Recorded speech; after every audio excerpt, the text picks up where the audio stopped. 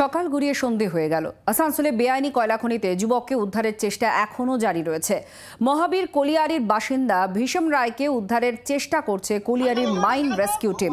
উদ্ধারের জন্য দুটো ক্রেন রাখা আছে। খনির ভেতরে জল জমে থাকায় সমস্যার মধ্যে পড়তে হচ্ছে। প্রায় 120 থেকে 130 ফুট গভীর খনিতে পড়ে গিয়েছে ওই যুবক। আর এই মুহূর্তে বড় খবর, এই যুবককে উদ্ধার করা সম্ভব হয়েছে। প্রায় 120 থেকে 130 ফুট গভীর খনিতে আটকে যায় এই যুবক। উদ্ধার করা সম্ভব হয়েছে বলে আমরা জানতে পাচ্ছি।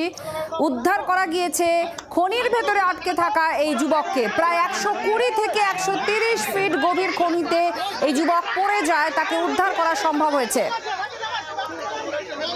বাসুদেব চট্টোপাধ্যায় আমাদের প্রতিনিধির সঙ্গে আছেন। বাসুদেব, উদ্ধার করা হয়েছে যুবককে, কেমন আছে, কি বলা হচ্ছে? দেখো, ইতিমধ্যে উদ্ধার করা হয়েছে এবং সে মারা গেছে বলে জানতে পারা গেছে। এবং উদ্ধারকারী দল উদ্ধার করেনি, এটা একটা বড় জিনিস যে উদ্ধারকারী দল যারা এসেছিল যে তারা কিন্তু উদ্ধার করতে পারেনি। উদ্ধার করলো শেখ সাজাদ নামে স্থানীয় এক যুবক। সে ট্রেনের মাধ্যমে নিচে নামে এবং কাঁটা দিয়ে তার শরীরটা ফাঁসিয়ে তাকে উদ্ধার করে। এবং তাকে উদ্ধার করার পর তাকে উপরে যখন তোলা হয় তখন দেখা যায় সে মারা গেছে, অর্থাৎ খাদে পড়ে মারা গেছে। এবং খাদের ভেতরে একটা সিঁড়ি ছিল, যে সিঁড়ি বেয়ে সাধারণত যারা কয়লা কাটে তারা কয়লা কাটতে নামে, সেই সিঁড়িটা উদ্ধার করা হয়েছে এবং এই যুবক সেই সিঁড়িটা উদ্ধার করেছে।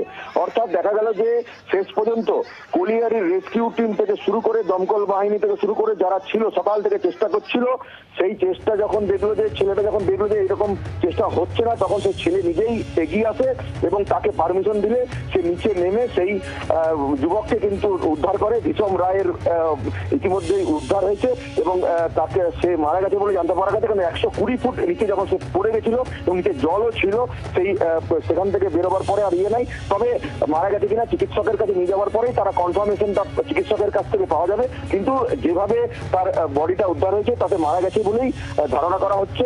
তবে সেই মৃতদেহ যেই হাসপাতালে যাবে চিকিৎসকরা মৃত ঘোষণা করবে, সেটা সময়ের অপেক্ষা। বাসুদেব, একটু জানতে চাইবো, যারা উদ্ধারকারী দলের সদস্য রয়েছেন অনেকক্ষণ ধরে চেষ্টা করছিলেন, একজন স্থানীয় যুবকের চেষ্টায় বরং এই উদ্ধার হলো এই যুবক, ঠিক কি বলছেন তারা? উদ্ধারকারীরা কি বলছেন, কি মনে হচ্ছে তাদের? দেখো, উদ্ধারকারীদের বক্তব্য যে তারা সমস্ত নিয়ম কানুন মেনেই উদ্ধার করবে। এইভাবে সাধারণত উদ্ধার করা হয় না, তাদের যে নিয়ম রয়েছে। কারণ আর কলিয়ারি রেস্কিউ টিম হচ্ছে কলিয়ারি এলাকাতে সাধারণত ওরা উদ্ধার করে। কিন্তু যেটা জানতে পারা যাচ্ছে যে তারা যে সিস্টেমে করছিল সেই সিস্টেমে করলে আজকে সাধারণত উদ্ধার হতো না, এরকমই ধারণা হয়েছিল এলাকার সাধারণ মানুষদের। তখন সেই সাজাদ সেই আগেও এই ধরনের উদ্ধার করেছে এবং পাড়ার যারা ব্যক্তি রয়েছে তারা তাকে দেখায় এবং তাকে বলে যে এর আগেও এই ধরনের ঘটনা কলিয়ারি এলাকাতে হয়েছে, এই ছেলেটি কিন্তু উদ্ধার করেছে, পারবে। এবং কলিয়ারির ওই গর্তের মধ্যে কোন রকম কোনো বিষাক্ত গ্যাসও ছিল না, সেটা কিন্তু রেস্কিউ টিম আগেই সেটা পরীক্ষা করে নিয়েছে। বিষাক্ত গ্যাস থাকলে কোনো মতে নামতে দিত না। তারপরে সেই কলিয়ারিতে যখন দেখলো যে কোনো বিপদ নেই তখন তাকে নামানো হলো এবং সে সাঁতার কাটতে জানে ভেতরে যে জলটা আছে সেই জলে যেন তার কোনো অসুবিধা না হয়, সেই বিষয়টা যখন সে জানতে পারে তখন সে নামে এবং ভেতরে জলের মধ্যেই সেই ভীষম রায়ের বডিটা তাকে বার করে এবং তারপরেই কাঁটা দিয়ে ট্রেন যে ছিল সেই ট্রেনের কাঁটা দিয়ে তাকে উদ্ধার করে এবং উদ্ধার করার পরে তাকে উপরে তোলে। বাংলার আওয়াজ, বাঙালির আবেগ, জি 24 ঘন্টা।